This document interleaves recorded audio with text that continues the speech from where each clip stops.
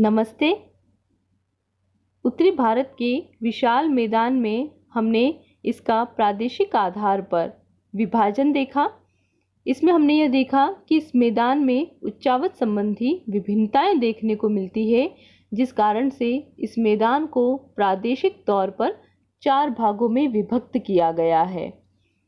इसमें हमने सबसे पहले देखा राजस्थान के मैदान के बारे में, फिर हमने देखा पंजाब हरियाणा के मैदान के बारे में, इसके बाद हमने देखा गंगा के मैदान के बारे में, और आज हम अध्ययन करने जा रहे हैं ब्रह्मपुत्र के मैदान के बारे में। ब्रह्मपुत्र के मैदान को ब्रह्मपुत्र की घाटी भी कहते हैं, क्योंकि ब्रह्मपुत्र के मैदान का लगभग सारा भाग असम में स्थित है, जिस वजह से इस मैदान को असम का मैदान भी कहा जाता है। ब्रह्मपुत्र का यह जो मैदान है, इसका सारा भाग असम में स्थित है, इस वजह से इस मैदान को असम का मैदान भी कहते हैं। ब्रह्मपुत्र के मैदान का निर्माण किया है ब्रह्मपुत्र नदी और इसकी सहायक नदियों ने।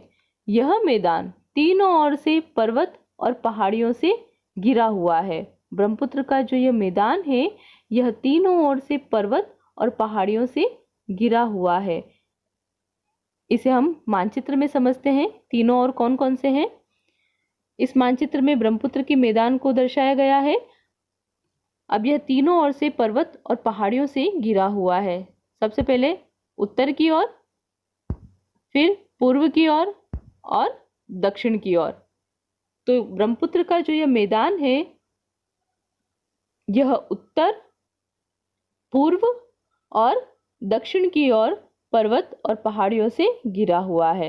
अब बात रही पश्चिम की ओर की, तो पश्चिम की ओर की सीमा किसके द्वारा बनाई जाती है? तो ब्रह्मपुत्र के मैदान के पश्चिम की ओर स्थिति है निम्न गंगा के मैदान की। ब्रह्मपुत्र का जो मैदान है, इसके पश्चिम की ओर स्थिति है निम्न गंगा के मैदान की। तो इसकी पश्चिमी सीमा बनती है निम्न गंगा के मैदान से।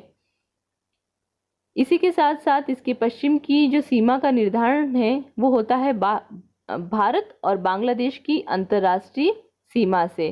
तो पश्चिम में भारत बांग्लादेश की अंतर्राष्ट्रीय सीमा तथा निम्न गंगा का मैदान इसकी सीमा का निर्धारण करते हैं।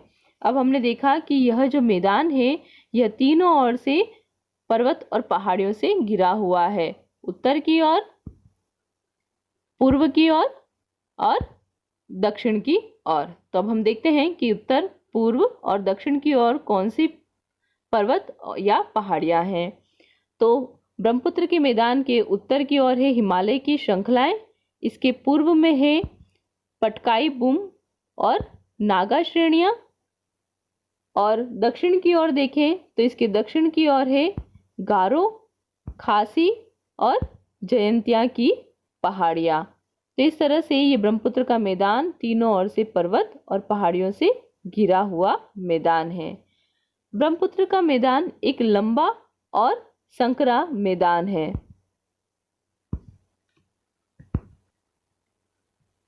ब्रह्मपुत्र का मैदान पश्चिम में धुबरी से पूर्व में सदिया तक फैला हुआ है।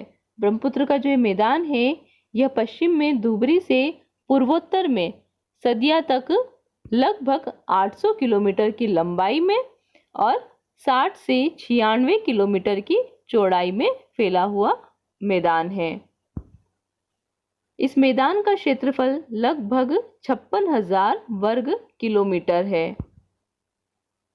ब्रह्मपुत्र नदी इस मैदान में प्रवेश करती है सदिया से, फिर यह 720 किलोमीटर की लंबाई में बहने के बाद धुबरी के निकट 90 डिग्री के कोण पर एकदम से दक्षिण की ओर मुड़ जाती है और दक्षिण की ओर मुड़ करके ये प्रवेश करती है बांग्लादेश में। तो इस तरह से ब्रह्मपुत्र नदी इस मैदान में सदिया के निकट प्रवेश करती है, फिर यह 720 किलोमीटर की लंबाई में बहती है।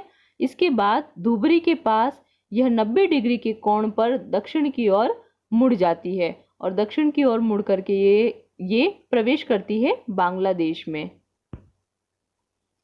ब्रह्मपुत्र का मैदान एक निम्न प्रदेश है जो पूर्व में 130 मीटर ऊंचा है तथा पश्चिम में यह केवल 30 मीटर ही ऊंचा है। तो इस तरह से ये जो मैदान है इसकी पूर्व में ऊंचाई ज्यादा है और पश्चिम में ऊंचाई कम है। इस मैदान का ढाल है उत्तर पूर्व से दक्षिण पश्चिम दिशा में, क्योंकि जो ब्रह्मपुत्र नदी है इसका ढाल भी है उत्तर पूर्व से दक्षिण पश्चिम दिशा में। इस आधार पर ये जो मैदान है इस मैदान का ढाल है उत्तर पूर्व से दक्षिण पश्चिम दिशा की ओर। इस मैदान के उत्तरी भाग में ब्रह्मपुत्र और इसकी सहायक नदियों ने जलोढ़ पंखों का निर्माण किया है। जलोढ़ का अर्थ होता है जल के द्वारा लाया गया अवसाद। कोई भी नदी जब पर्वतीय क्षेत्र से में बहती है तो पर्वतीय क्षेत्र में वह बहुत ज्यादा कटाव करती है, तो इस तरह से इसके द्वारा जो बहा गया मलबा होता है वह भारी मात्रा में होता है। तो जब नदी पर्वतों से मैदानों में प्रवेश करती है तो गिरिपथ के यहाँ पर पर्वतों का जो आधार होता है वहां पर नदी का वेग कम हो जाता है और इस तरह से नदी अपने साथ लाए गए मलबे का निक्षेपण गिरिपथ के यहाँ करने लगती है। जो भी जलोढ़ लाया गया है उसका निक्षेपण गिरिपथ के यहाँ करने लगती है। तो जब यह निक्षेपण पंख के आकृति के समान हो तो उसे कहा जाता है जलोढ़ पंख।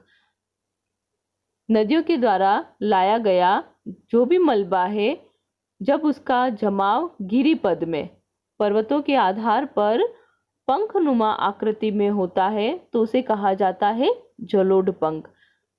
तो ब्रह्मपुत्र का जो ये मैदान है इसके उत्तरी भाग में ब्रह्मपुत्र और इसकी सहायक नदियों ने जलोढ़ पंखों का निर्माण किया है। इस मैदान में ढाल कम होने के कारण यहाँ पर कई नदी विसर्प बनते हैं, क्योंकि नदी के वेग में गति आ जाती है। ढाल कम होने के कारण नदी का जो वेग है वो कम हो जाता है।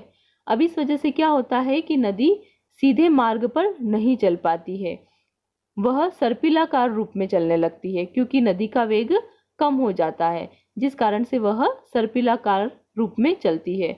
तो इस क्षेत्र में ढाल कम होने के कारण यहाँ पर कई सारे नदी विसर्प बनते हैं। अब इन नदी विसर्प बनने के कारण से यहाँ पर निम्न भूमियों का निर्माण होता है जिन्हें बिल कहा जाता है।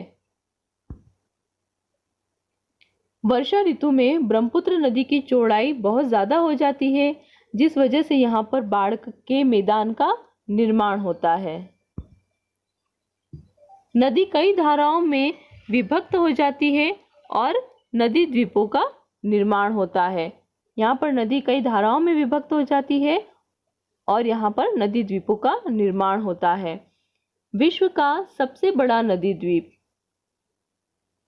इस ब्रह्मपुत्र नदी के द्वारा ही बनाया गया है, जिसका नाम है माजुली द्वीप और यह स्थित है असम में। अब हम देखते हैं उत्तरी मैदान के महत्व के बारे में। उत्तरी मैदान का क्या महत्व है? उत्तरी मैदान का निर्माण हुआ है उर्वर कांप से, उपजाऊ मृदा से। तो उपजाऊ मृदा से निर्माण होने के कारण यह मैदान एक कृषि संपन्न प्रदेश है। कृषि की दृष्टि से यह मैदान बहुत ही महत्वपूर्ण है, क्योंकि इस मैदान का निर्माण किया है उपजाऊ मृदा ने। अब क्योंकि यह जो मैदान है यह कृषि की दृष्टि से संपन्न प्रदेश है, इसलिए इस मैदान को भारत का अन्न भंडार भी कहते हैं। कृषि की दृष्टि से संपन्न होने के कारण इस मैदान को भारत का अन्न भंडार भी कहते हैं। उत्तरी मैदान में प्रवाहित नदियों की ढाल प्रवणता अधिक नहीं होने के कारण ये नदियां नौका वहन योग्य है, क्योंकि यह मैदान एक समतल मैदान है, जिस वजह से यहाँ पर बहने वाली जो नदियां हैं इनका ढाल ज्यादा नहीं है। ढाल ज्यादा नहीं होने के कारण इन नदियों में नौकाएं आसानी से चलती है। तो ये नदियां, यहाँ की जो नदियां हैं ये नौका वहन योग्य है। इस मैदान में प्रवाहित अधिकांश नदियां हिमालय से निकलती है, जिस कारण से ये नदियां सदावाहिनी नदियां हैं, वर्ष पर्यंत बहने वाली नदियां हैं।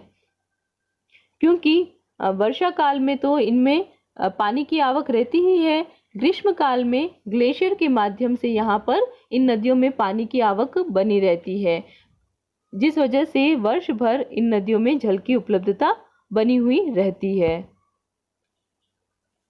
उत्तरी मैदान भारत का जो ये उत्तरी विशाल मैदान है, यह समतल है। इस वजह से यहाँ पर स्थलीय मार्ग का उत्तम विकास संभव हुआ है। अब स्थलीय मार्ग में कौन कौन से मार्ग सम्मिलित हैं? सड़क मार्ग और रेल मार्ग।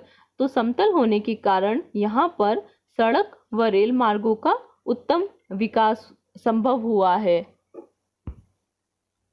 इस देश के लगभग 40% से अधिक जनसंख्या का भरण पोषण इसी मैदान से होता है। देश की लगभग जो 40% से अधिक जनसंख्या है, उसका भरण पोषण इस उत्तरी मैदान से ही होता है। इस उत्तरी मैदान में पर्याप्त यातायात विकास है। इसी के साथ साथ यहाँ पर जलापूर्ति की अच्छी सुविधा है और इसके साथ साथ यहाँ पर कच्चे माल की आपूर्ति भी हो जाती है, जिस वजह से यहाँ पर औद्योगिक विकास भी संभव हुआ है। अब इसमें उत्तर प्रदेश में सूती वस्त्र उद्योग और चीनी उद्योग तथा पश्चिमी बंगाल में जूट उद्योग महत्वपूर्ण है। इंडिया के फिजियोग्राफिक डिवीजन के अंतर्गत हमने हिमालय पर्वत का अध्ययन किया और इसके बाद हमने देखा उत्तरी भारत का विशाल मैदान। अब इसके बाद हम प्रायद्वीपीय पठार का अध्ययन नेक्स्ट लेक्चर में करेंगे। धन्यवाद।